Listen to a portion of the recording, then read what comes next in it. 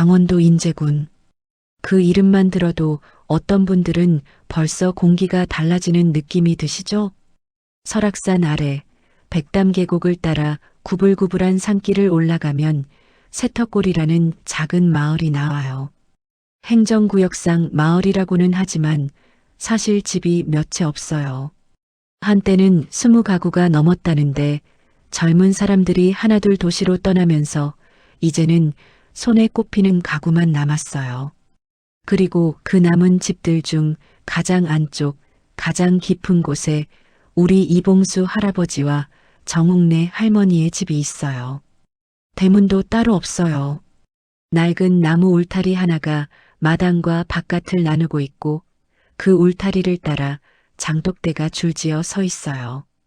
크고 작은 항아리들, 된장, 고추장, 간장, 그리고 몇 가지는 무슨 항아리인지 외부 사람은 알 수도 없는 것들이요.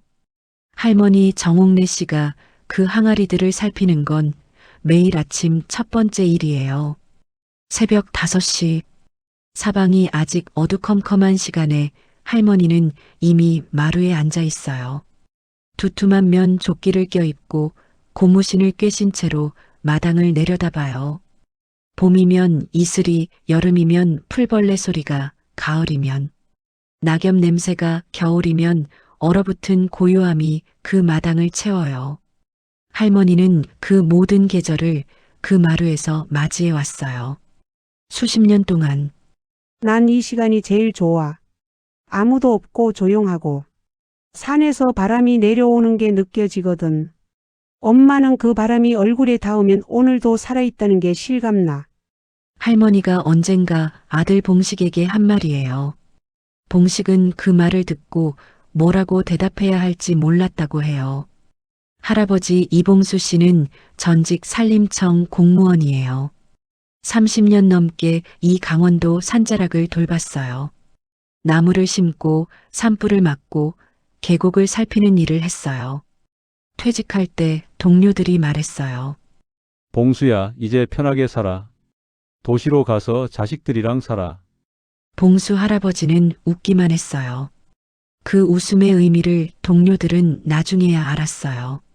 퇴직하자마자 할아버지가 한 일은 새터골 집으로 돌아가는 거였어요. 짐을 싸는 것도 아니었어요. 원래부터 거기 살고 있었으니까요. 산림청에 다니는 내내 이 산골집을 떠나지 않았어요. 새벽에 일어나 출근하고 저녁에 돌아와 텃밭을 보살피고 밤에는 할머니와 마루에 앉아 별을 봤어요. 그게 할아버지의 30년이었어요. 퇴직 후에는 그냥 그 삶에서 출퇴근이 사라진 거예요. 더 많은 시간이 생겼고 할아버지는 그 시간을 오롯이 이 산과 텃밭과 할머니에게 쏟았어요. 텃밭은 집 뒤편 산자락 아래에 있어요. 그리 크지 않아요. 어른 10명이 나란히 누울 수 있을 정도. 하지만 그 작은 텃밭에서 두 사람이 먹을 채소는 거의 다 나와요. 감자, 옥수수, 상추, 시금치, 열무, 고추, 그리고 가장자리에는 깻잎이 빽빽하게 자라요. 할아버지가 봄에 텃밭을 고르는 방식은 독특해요. 괭이로 흙을 뒤집기 전에 반드시 손으로 흙을 한 움큼 쥐어봐요. 그리고 냄새를 맡아요. 흙 냄새가 달큰하면 이제 심을 때가 된 거야. 아직 차갑고 귀퀴한 냄새가 나면 조금 더 기다려야 돼. 씨앗도 추우면 싫어하거든. 30년 산림청 공무원의 감이 아직도 손끝에 살아있는 거예요. 할머니는 그 옆에서 모종판을 들고 따라다녀요. 할아버지가 흙을 고르면 할머니가 씨앗을 놓고 할아버지가 씨앗 위에 흙을 덮으면 할머니가 물을 줘요. 말없이도 척척 맞아요. 수십 년을 같이 한 동작이니까요. 봄 텃밭일이 끝나면 두 사람은 마당 구석에 있는 평상에 앉아요. 할머니가 미리 끓여둔 옥수수 차를 한 잔씩 마시면서요. 영감 올해도 감자 많이 나겠죠? 그럼 흙이 좋으니까. 짧은 대화예요. 하지만 그 짧음 속에 긴 세월이 담겨 있어요. 그해 봄 아들 봉식이 찾아왔어요. 서울에서 작은 인테리어 회사를 운영하는 봉식은 바쁜 사람이에요. 1년에 몇 번 못 내려오는데 올 때마다 꼭 하는 말이 있어요. 아버지, 어머니, 서울 가서 저랑 같이 살아요. 서울에 방 있어요. 제가 다 모실게요. 이번에도 그 말을 했어요. 하지만 이번엔 좀 더 간절했어요. 겨울에 폭설로 길이 막혔다는 소식을 나중에 뒤늦게 전해 들었거든요. 며칠 동안 아무 연락도 안 되고 얼마나 마음을 졸였는지 몰라요. 아버지, 진짜로요. 이번엔 그냥 돌아가지 않을 거예요. 모시고 갈 거예요. 봉식은 단단한 표정으로 말했어요. 그러나 봉수 할아버지는 아들을 한참 바라보다가 천천히 일어나 텃밭 쪽을 향해 걸어갔어요. 봉식이 따라갔어요. 할아버지는 텃밭 한쪽에 쭈그리고 앉아 흙을 만지작거렸어요. 그리고 아들 쪽을 돌아보지 않고 말했어요. 봉식아, 너 서울서 아침에 일어나면 뭐가 보이냐? 아파트 창문이요. 여기선 산이 보여. 안개가 낀 산이. 그게 매일 달라. 어제 본 산이랑 오늘 본 산이 달라. 그걸 보면서 하루를 시작하는 거야. 그게 나한테는 어떤 약보다 좋아. 봉식은 아무 말도 하지 못했어요. 할아버지는 계속 흙을 만지작거리며 말했어요. 우리 여기서 죽을 뻔한 게 아니야. 여기서 살아있는 거야. 그 차이 알아? 봉식은 그날 저녁을 먹고 다음 날 아침 서울로 돌아갔어요. 차를 타기 전에 할머니를 안아드렸어요. 할머니가 등을 토닥였어요. 걱정 말아라. 우린 괜찮아. 진짜야. 봉식은 차에 올라 시동을 걸고 나서야 눈물이 났어요.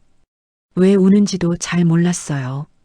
서운한 건지, 안심이 된 건지, 아니면 그냥 뭔가 크고 단단한 것 앞에 선 느낌 때문인지. 그 산골 마을을 빠져나오는 내내 백미러 속에 작아지는 집이 보였어요. 연기가 피어오르고 있었어요. 할머니가 아침 밥을 짓고 있는 거였어요. 할머니 정옥래 씨는 전직 초등학교 급식 조리사예요. 20년 넘게 아이들 밥을 지었어요. 300명 넘는 아이들 밥을요. 그 오랜 세월 동안 익힌 손맛이 있어요. 퇴직하고 세터골로 완전히 들어온 할머니는 가장 먼저 장독대를 정리했어요. 몇 개는 버리고 몇 개는 새로 담그고 새 항아리도 몇 개 들여왔어요. 여기가 제 보물 창고예요. 할머니가 장독대를 가리키며 말하면 할아버지는 꼭 웃어요. 저 사람 항아리 사랑하는 거 나보다 더해. 그 말이 맞아요. 할머니한테 항아리는 단순한 그릇이 아니에요. 시간이 담긴 그릇이에요. 3년 묵은 된장 항아리를 여는 날은 집안에 행사 같은 분위기가 돌아요. 할머니가 신중하게 뚜껑을 열고 냄새를 맡고 색깔을 확인해요. 그리고 조심스럽게 한 숟가락 떠서 맛을 봐요. 됐어요. 잘 익었어. 그 한마디에 할아버지가 고개를 끄덕여요. 그날 점심은 언제나 된장찌개예요. 아무것도 안 넣어도 돼요. 3년의 시간이 우러난 된장 하나면 충분하거든요. 세터골에서의 하루는 단순해요. 새벽에 일어나 마당을 살피고 아침을 짓고 텃밭을 보살피고 점심을 먹고 잠깐 낮잠을 자고 오후에는 산에서 약초를 뜯거나 계곡에서 물을 길어오고 저녁을 짓고 마루에 앉아 어둠이 내려앉는 걸 바라보는 것. 그게 전부예요. 어떤 사람들은 말해요. 지루하지 않을까? 하지만 이봉수, 정옥래 두 사람은 단 한 번도 지루하다고 느낀 적이 없어요. 왜냐하면 이 단순한 하루하루가 매일 조금씩 달라요. 오늘 텃밭의 감자잎이 어제보다 조금 더 자랐고 오늘 아침 산안개는 어제보다 낮게 깔렸어요. 오늘 된장찌개는 어제보다 조금 더 짜고 오늘 저녁별은 어제보다 조금 더 선명해요. 그 미세한 차이들을 두 사람은 놓치지 않아요. 오래 보고 천천히 살았기 때문에 보이는 것들이에요. 그리고 그게 이 두 분의 행복의 비밀이에요. 그의 겨울은 유난히 일찍 찾아왔어요.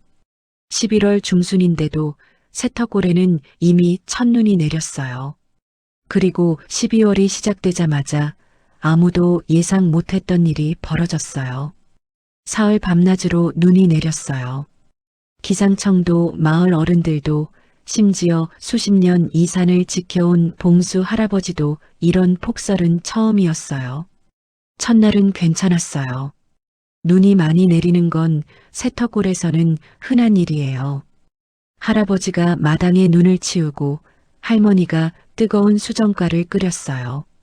장작을 넉넉히 들여다놓고 이불을 두툼하게 꺼냈어요. 올해 눈이 많이 오네요, 영감. 그러게. 눈이 많이 오네. 근데 뭐 어때? 그 대화로 첫날은 끝났어요. 둘째 날 아침이 문제였어요. 눈이 멈추지 않았어요. 오히려 더 거세졌어요. 밤새 쌓인 눈이 무릎 위까지 올라왔어요. 마당을 지나는 것조차 힘들었어요. 할아버지가 아침 일찍 장화를 신고 마당으로 나갔어요. 그리고 닭장을 확인하러 갔어요. 세터골집에는 닭이 12마리 있어요. 토종닭이에요. 알도 낳고 가끔 볶음도 해먹는. 그 닭들이 할머니한테는 가족이나 다름없어요. 닭장에 도착했을 때 할아버지의 얼굴이 굳었어요. 닭장 지붕이 기울어져 있었어요. 눈의 무게를 못 이기고 한쪽이 무너지기 직전이었어요. 할아버지는 서둘러 집으로 들어왔어요. 닭장 지붕이 위험해. 오늘 고쳐야 해. 그 말을 들은 할머니가 일어나서 장화를 신었어요. 제가 도울게요. 아니야. 당신은 들어가 있어. 내가 할게. 같이 해요. 두 사람은 눈 속으로 나갔어요. 할아버지가 닭장 위에 올라가 눈을 쓸어내렸어요. 허리가 아팠어요. 퇴직하고 나서부터 허리 통증이 있었는데 추운 날이면 더 심했거든요. 하지만 내색하지 않았어요. 할머니는 아래에서 쓰러진 나무 기둥을 들고 받침대를 세웠어요. 80살의 손이었지만 흔들리지 않았어요. 그렇게 2시간을 씨름한 끝에 닭장이 다시 섰어요. 하지만 안쪽이 너무 추웠어요. 닭들이 한쪽에 몰려서 서로 껴안고 있었어요. 할머니가 닭 한 마리를 들어 올렸어요. 영감 닭들을 안방으로 들여야 할 것 같아요. 닭을 안방에. 얼어 죽으면 어떡해요. 얘네도 식구인데. 할아버지는 잠깐 할머니를 바라봤어요. 그리고 픽 웃었어요. 그래. 그럽시야. 그날 저녁 이봉수 할아버지의 안방에는 닭 12마리가 있었어요. 마분지를 깔고 헌 이불을 잘라 깔아줬어요. 닭들은 꼬꼬댁 소리를 내다가 서서히 조용해졌어요. 따뜻하니까요. 할머니가 그 닭들을 바라보며 웃었어요. 잘 자라 얘들아. 셋째 날 진짜 문제가 시작됐어요. 눈은 여전히 내리고 있었어요. 길이 완전히 막혔어요. 외부로 연결된 좁은 산길이 눈 아래로 사라졌어요. 차는 당연히 움직일 수 없었고 걸어나가는 것도 위험했어요. 전화가 터지지 않았어요. 핸드폰을 들어봐도 신호가 없었어요. 마을 유선 전화는 겨울마다 끊기는 게 다반사여서 이미 없애버린 지 오래예요. 외부와 완전히 단절됐어요. 봉식은 서울에서 아버지 핸드폰에 전화를 걸고 또 걸었을 거예요. 하지만 연결되지 않았어요. 이 사실을 두 사람은 몰랐어요. 전화가 터지지 않으니까요. 할아버지는 창밖을 바라보며 조용히 상황을 정리했어요. 식량은 괜찮아요. 창고에 감자가 한 포대, 쌀이 반가마, 김치가 큰 독에 가득, 그리고 된장이 있어요. 닷새는 버틸 수 있어요. 하지만 문제는 장작이었어요. 아궁이와 화목 난로로 집을 데우는데 장작이 충분하지 않았어요. 이번 폭설이 이렇게 길어질 거라고 예상을 못했으니까요. 셋째 날 저녁 장작이 3분의 1쯤 남았어요. 할아버지가 계산을 해봤어요. 하루 이틀은 더 버틸 수 있어요. 하지만 눈이 계속 내린다면? 할아버지는 그 계산을 할머니에게 말하지 않았어요. 대신 저녁밥을 먹으면서 말했어요. 오늘 밥 참 맛있다. 할머니가 웃었어요. 감자랑 된장밖에 없는데요. 뭐가 맛있어요? 그래도 맛있어. 넷째 날 새벽 2시. 장작이 거의 다 떨어졌어요. 방 안이 서서히 차가워지고 있었어요. 할아버지는 잠에서 깼어요. 아직 할머니는 자고 있었어요. 그 고른 숨소리를 들으면서 할아버지는 조심스럽게 일어나 마지막 장작 몇 개를 아궁이에 넣었어요. 불꽃이 살아났어요. 하지만 이게 마지막이에요. 할아버지는 창가에 앉아 밖을 봤어요. 눈은 여전히 내리고 있었어요. 하늘이 새카맸어요. 이 순간 할아버지의 머릿속에 어떤 생각이 지나갔을까요? 무서웠을까요? 아마 그랬을 거예요. 솔직히 82살의 몸으로 외딴 산골에서 눈에 갇혀서 장작이 떨어지는 상황이요. 무섭지 않으면 그게 이상한 거죠. 하지만 할아버지는 그 두려움을 삼켰어요. 조용히, 천천히. 그리고 창밖의 어둠 속에서 뭔가를 찾듯이 눈을 가늘게 떴어요. 아무것도 안 보였어요. 그냥 눈과 어둠뿐이었어요. 그때 뒤에서 소리가 들렸어요. 영감 거기서 뭐 해요? 할머니가 깨어 있었어요. 언제부터였는지 이불을 덮고 앉아서 할아버지를 보고 있었어요. 아무것도 아니야. 눈 보고 있어. 같이 봅시다. 할머니가 이불을 들고 할아버지 옆으로 왔어요. 두 사람이 이불 하나를 나눠 덮고 창가에 나란히 앉았어요. 어둠 속의 눈. 아무 말도 없었어요. 한참이 지나서 할머니가 낮은 목소리로 노래를 흥얼거리기 시작했어요. 옛날 노래였어요. 할아버지가 젊었을 때 자주 들었던 민요였어요. 흘러라 흘러라 저 강물처럼 우리네 살림살이 어디로 가나? 할머니의 목소리가 추운 방 안에 퍼졌어요. 가늘고 낮은 목소리였지만 어쩐지 그 노래가 방을 따뜻하게 채우는 것 같았어요. 할아버지는 그 노래를 들으면서 눈을 감았어요. 그리고 잠이 들었어요. 나중에 할아버지가 말했어요. 그 밤이 무서웠냐고? 무서웠어. 근데 할멈 노래가 들리니까 괜찮아졌어. 할멈이 옆에 있으니까 괜찮아졌어. 넷째 날 아침 눈이 그쳤어요.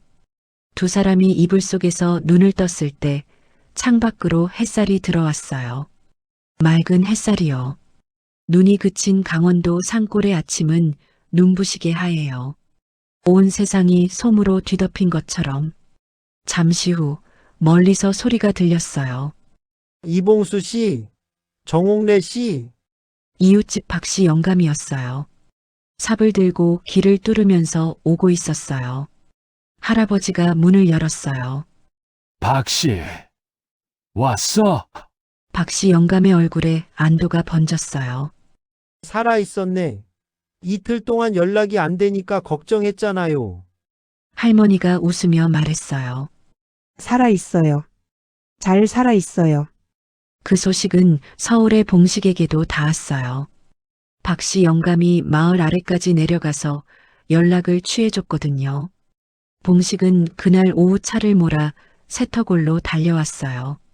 눈이 다 녹지 않은 좁은 산길을 아슬아슬하게 올라와서 부모님 얼굴을 보자마자 그만 울어버렸어요. 아버지, 어머니. 제발요. 이번엔 진짜로요. 서울로 같이 가세요. 제발요. 봉수 할아버지는 아들의 어깨를 두드렸어요. 봉씨가 울지 마. 눈물이 안 나요? 이틀 동안 연락이 안 됐는데, 아버지. 이틀 잘 버텼잖아. 왜 울어? 봉식은 할머니를 봤어요. 할머니도 고개를 끄덕였어요. 걱정 많이 했지? 미안해, 봉식아. 근데 우리 진짜 괜찮았어. 아버지랑 같이 있어서 무섭지도 않았어. 그 밤에 아버지랑 이불 덮고 앉아서 노래 불렀어. 봉식이 어이없다는 듯이 웃었어요. 그리고 다시 눈물이 났어요. 이번에는 억지로 참지 않았어요. 그날 저녁 봉식은 부모님과 함께 된장찌개를 먹었어요.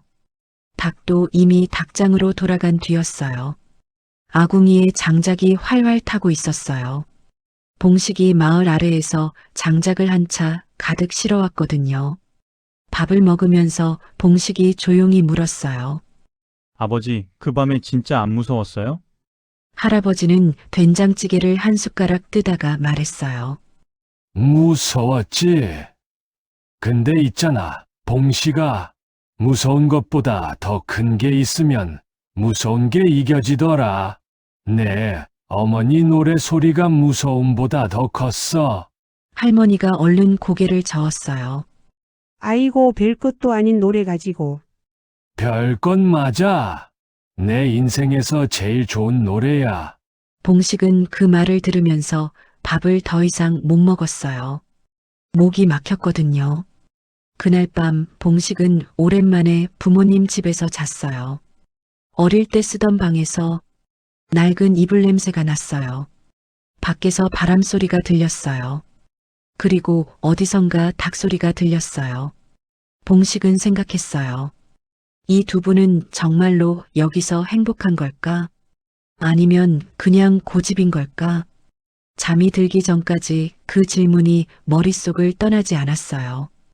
폭설이 지나간 자리에 봄이 왔어요.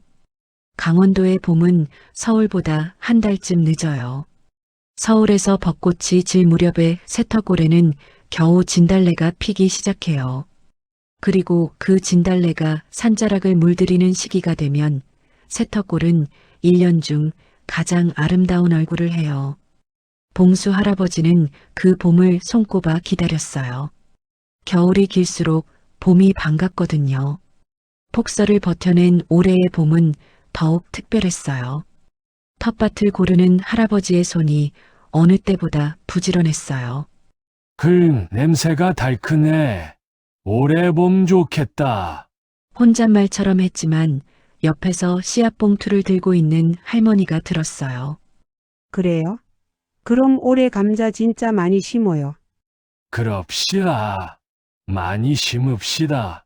봄이 깊어지던 어느 날 오후 봉수 할아버지는 오래된 서랍장에서 낡은 공책 하나를 꺼냈어요.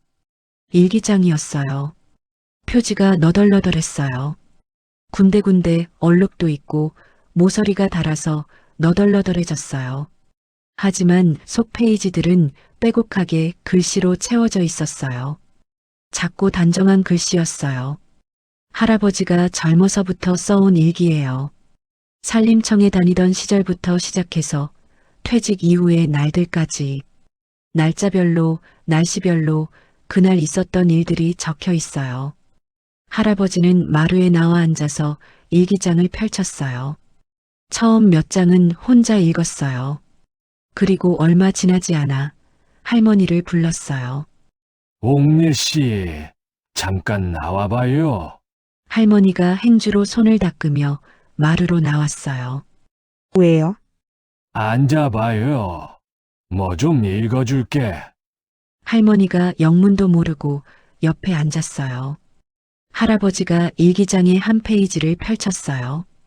그리고 소리내어 읽기 시작했어요. 1978년 4월 15일. 맑음. 오늘 옥래 씨와 세터골에 처음 왔다. 결혼하고 처음으로 살림을 차리는지 마당이 넓고 산이 가깝고 공기가 좋다. 처음엔 무서웠다. 너무 조용하고 너무 외졌다. 그런데 옆에 그 사람이 있으니까 괜찮았다. 앞으로 여기서 잘 살 수 있을 것 같다. 할머니가 아무 말도 안 했어요. 할아버지가 계속 읽었어요. 1978년 5월 3일. 으임. 오늘 옥례 씨가 처음으로 된장을 담갔다. 장독대에 항아리 3개를 놓으면서 웃었다. 그 웃는 얼굴이 예뻤다. 나는 그 얼굴을 보고 싶어서 이 산에서 살기로 한 것 같다. 할머니의 눈이 촉촉해졌어요. 영감 그런 말을 그때 일기에 썼어요? 그러게 이렇게 써있네. 왜 그때는 안 말해줬어요?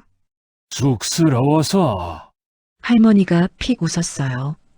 지금도 쑥스러운 사람이 잘도 읽어주네요. 나이 드니까 쑥스러운 것도 없어. 두 사람이 나란히 앉아 웃었어요. 마루 앞 텃밭에서는 새로 심은 감자 씨앗들이 흙 속에 묻혀 봄을 기다리고 있었어요. 그즈음 서울에서 봉식이 전화를 했어요. 아버지, 이번 주말에 민준이 데리고 내려갈까 하는데 괜찮으세요? 민준이는 봉식의 아들이에요. 올해 12살. 서울에서 나고 자란 아이예요. 산에 가본 적도, 텃밭에서 뭔가를 직접 심어본 적도 없는 도시 아이예요. 그럼 와야지. 언제든지. 할아버지가 전화를 끊고 할머니에게 말했어요. 주말에 민준이가 온대. 할머니의 얼굴이 환해졌어요. 진짜요? 그럼 내가 뭘 해줄까요? 뭘 좋아하는지. 도시의 아이잖아. 뭐 해줘도 좋아할 거야. 주말 오후 봉식의 차가 세터골 마당에 들어섰어요. 차 문이 열리고 민준이가 내렸어요. 처음에는 멈칫했어요. 주변을 두리번거렸어요. 집도 낡고 마당도 훤하고 어디서 닭소리가 들렸어요. 할머니가 손을 흔들며 다가갔어요. 우리 민준이 왔어요? 네, 할머니. 배고프지? 어서 들어와. 민준이가 마당으로 들어서면서 계속 두리번거렸어요. 그러다 장독대를 봤어요. 할머니, 저 항아리들 다 뭐예요? 된장, 고추장, 간장이야. 할머니가 직접 담근 거야. 직접이요? 응. 맛있어. 저녁에 할머니가 맛있게 찌개 끓여줄게. 민준이의 눈이 조금 커졌어요.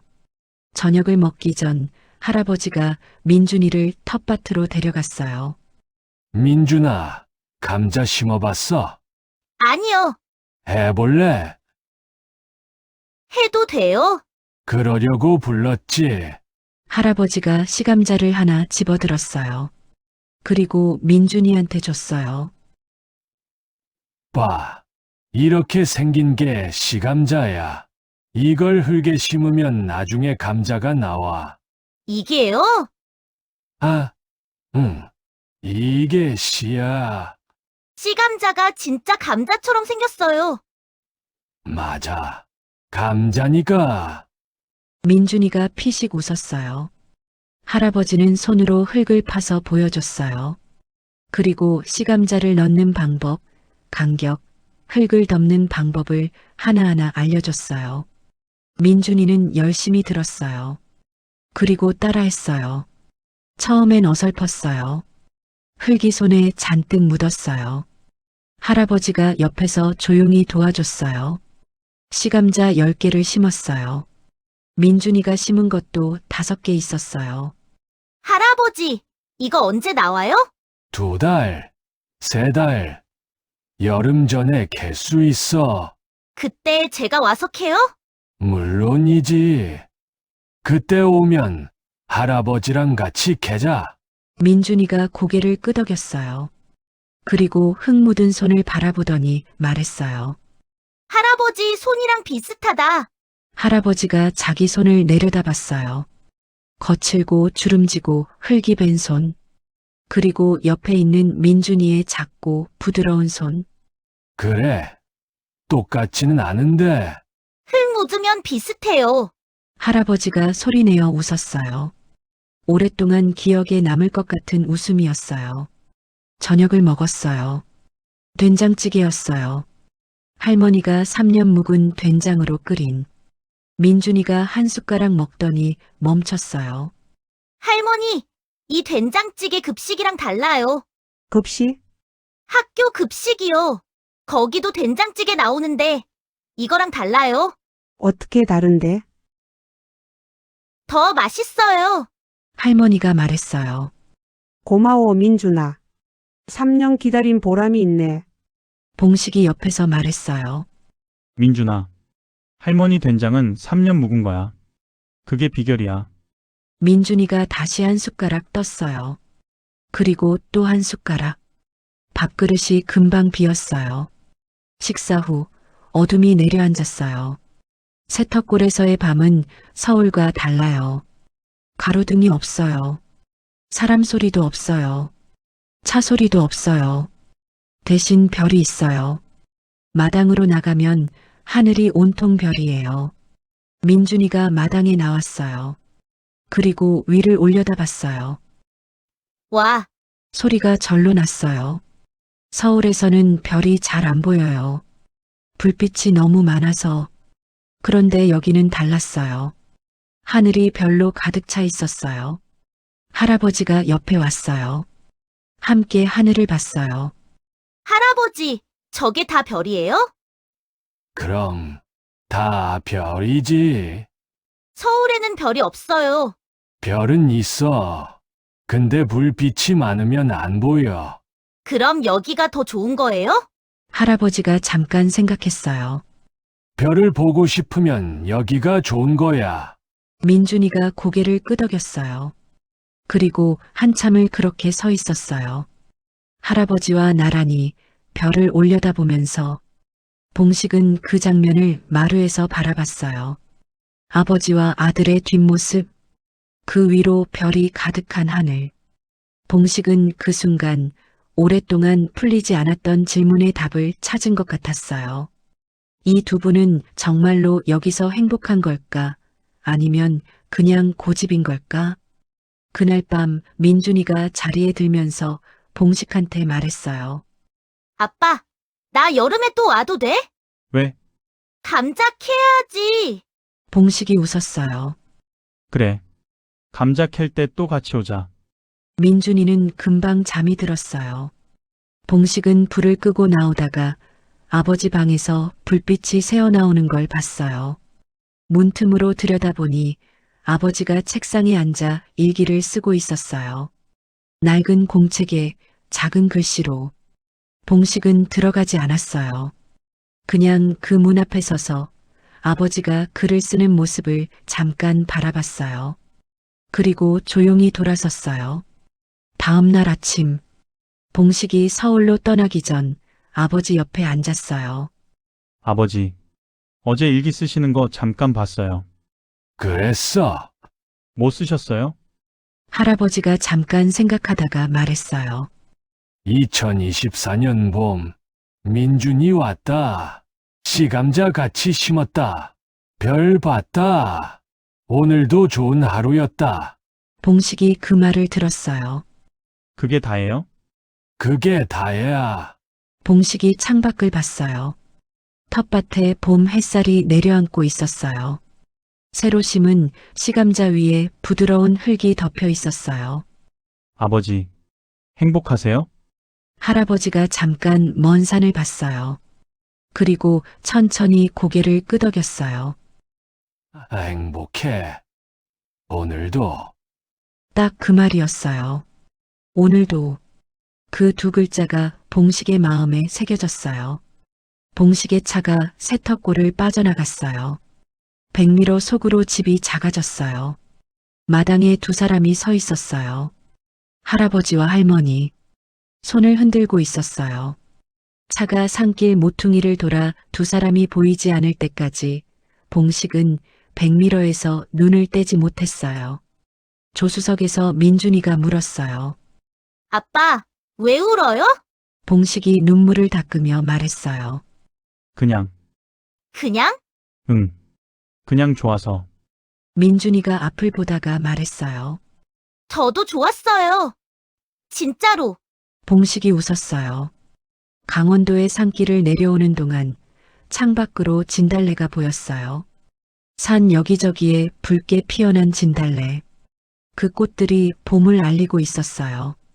세터골에서는 두 사람의 하루가 다시 시작됐어요. 할아버지가 텃밭으로 나갔어요. 할머니가 된장 항아리를 살폈어요. 닭들이 꼬꼬댁댁 울었어요. 먼 산에서 바람이 내려왔어요.